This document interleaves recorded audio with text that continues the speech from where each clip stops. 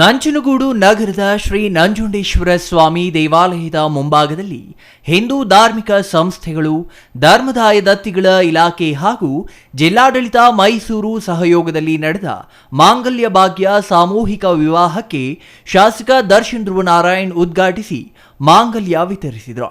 ಗಟ್ಟಿ ಮೇಳದಲ್ಲಿ ಮದುವೆಯಾದ ವಧು ವರರಿಗೆ ನೆರೆದಿದ್ದ ಜನರು ಮತ್ತು ಗಣ್ಯರು ಶುಭ ಹಾರೈಸಿದರು. ಶಶಿಧರ್ ದೀಕ್ಷಿತ್ ನೇತೃತ್ವದಲ್ಲಿ ನವ ದಂಪತಿಗಳಿಗೆ ಶಾಸ್ತ್ರೋಕ್ತವಾಗಿ ಮದುವೆ ಮಾಡಿಸಲಾಯಿತು. ಮದುವೆಗೆ ಆಗಮಿಸಿದ ಎಲ್ಲರಿಗೂ ದಾಸೋಹ ಭವನದಲ್ಲಿ ಹೋಳಿಗೆ ಊಟ ಏರ್ಪಡಿಸಲಾಗಿತ್ತು. ಇನ್ನು ಈ ಸಂದರ್ಭದಲ್ಲಿ ಅಪರ ಜಿಲ್ಲಾಧಿಕಾರಿ ಲೋಕನಾಥ್, ದೇವಾಲಯದ ಕಾರ್ಯನಿರ್ವಾಹಕ ಅಧಿಕಾರಿ ಜಗದೀಶ್ ಕುಮಾರ್, ದೇವಾಲಯದ ಅರ್ಚಕರು ಮತ್ತು ತಾಲೂಕು ಮಟ್ಟದ ಅಧಿಕಾರಿಗಳು ಭಾಗವಹಿಸಿದರು.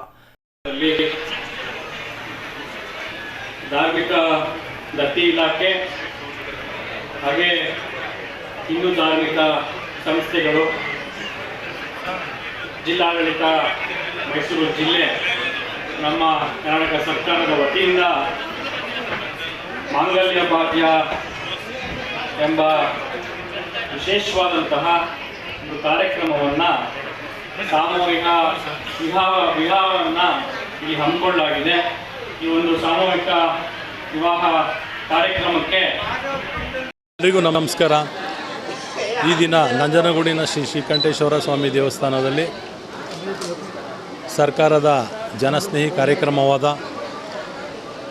ಮಾಂಗಲ್ಯ ಭಾಗ್ಯ ಸರಳ ಸಾಮೂಹಿಕ ವಿವಾಹವನ್ನು ಏರ್ಪಡಿಸಲಾಗಿರುತ್ತದೆ. ಈ ಕಾರ್ಯಕ್ರಮದಲ್ಲಿ ಈ ದಿನ 8 ಜೋಡಿಗಳು ಸತಿಪತಿಗಳಾಗಿ ದಾಂಪತ್ಯ ಜೀವನಕ್ಕೆ ಕಾಲಿರಿಸಿದ್ದಾರೆ.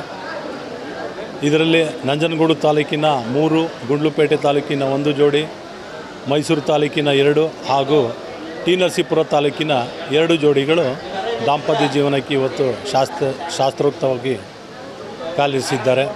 ಈ ದಂಪತಿಗಳಿಗೆ ದೇವಸ್ಥಾನದ ವತಿಯಿಂದ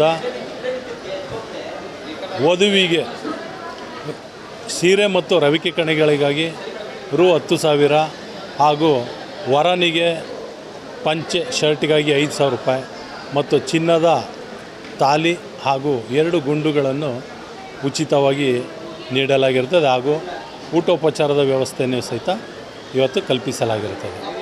ಕುಮಾರ್, ಸಿಟಿವಿ ನ್ಯೂಸ್, ನಂಜನಗೂಡು.